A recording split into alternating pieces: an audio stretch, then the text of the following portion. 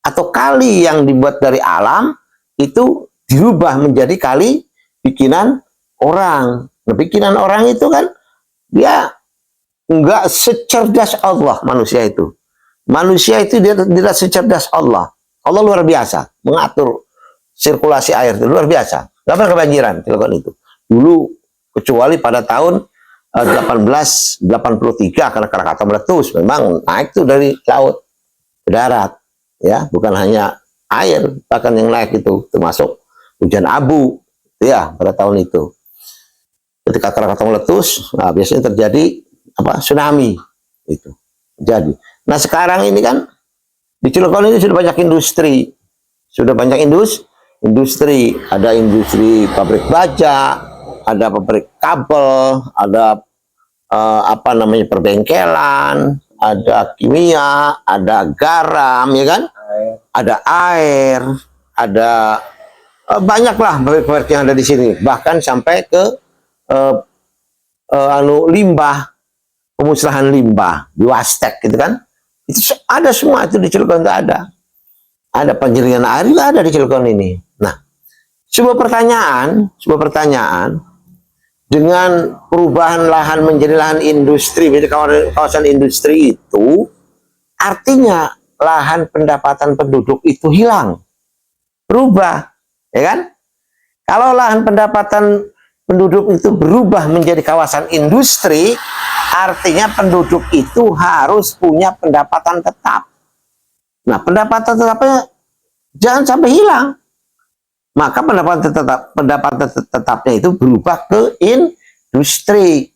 Maka masyarakat harus dijadikan karyawan industri.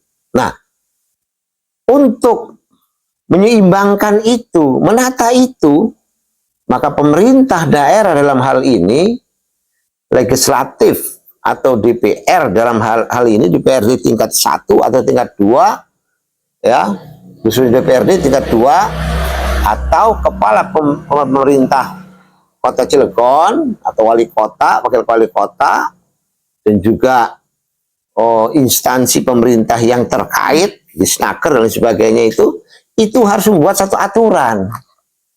Aturan apa? Tentang pemanfaatan tenaga kerja lokal, masyarakat lokal. Masyarakat lokal itu harus diutamakan. Harus diutamakan, ya kan? Harus diutamakan, harus diwajibkan industri untuk menerima masyarakat lokal, pribumi, ya kan? Kenapa itu? Kalau ini tidak diutamakan, masyarakat Cilegon tidak diutamakan bekerja, maka pendapatan daerah itu akan minim. Seperti yang sekarang terjadi nih. Jangan-jangan sekarang terjadi nih, defisit anggaran ini dampak daripada banyaknya pengangguran. Karena dalam peraturan, orang yang produktif dan menghasilkan itu wajib menyumbang negara. Dan disebut pajak penghasilan pribadi. Pajak penghasilan itu pajak pribadi. Itu bagaimana kita akan memberikan bantuan pada negara, pada pemerintah, sementara kita tidak punya pekerjaan. Nah, sekarang siapa yang menanggung kita? Sementara dalam Undang-Undang Dasar kita itu dikatakan pasal 34 itu, fakir, miskin, dan anak-anak telantar, fakir, miskin, ditanggung oleh negara. Dijamin oleh negara. Makannya, kesehatannya, dijamin. Sekarang bagaimana akan menjamin sementara defisit anggaran defisit? Ini ada apa? Permasalahan ada apa sebetulnya?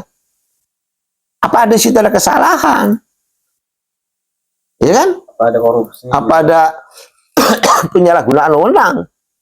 Kita nggak paham itu, kita nggak tahu itu. Tapi yang jelas, yang harus diselamatkan pertama kali itu, yang harus dilindungi pertama kali itu adalah penduduknya, adalah warganya, baik usia produktif ataupun non produktif, yaitu harus dikeluarkan peraturan daerah tentang perlindungan tenaga kerja lokal. Itu perlindungan tenaga kerja lokal itu kaitannya erat dengan apa? Memfungsikan industri, mewajibkan industri, selain memanfaatkan tenaga kerja lokal, industri wajib memberikan pelatihan, pendidikan, kaderisasi, beasiswa, pendidikan, training. Di mana tempatnya? Baik di industrinya masing-masing atau di perguruan yang ditunjuk oleh pihak industri. Mau di ITB kek, mau di UGM, mau di UII, di UI, di Uninus, atau dimanapun. Itu industri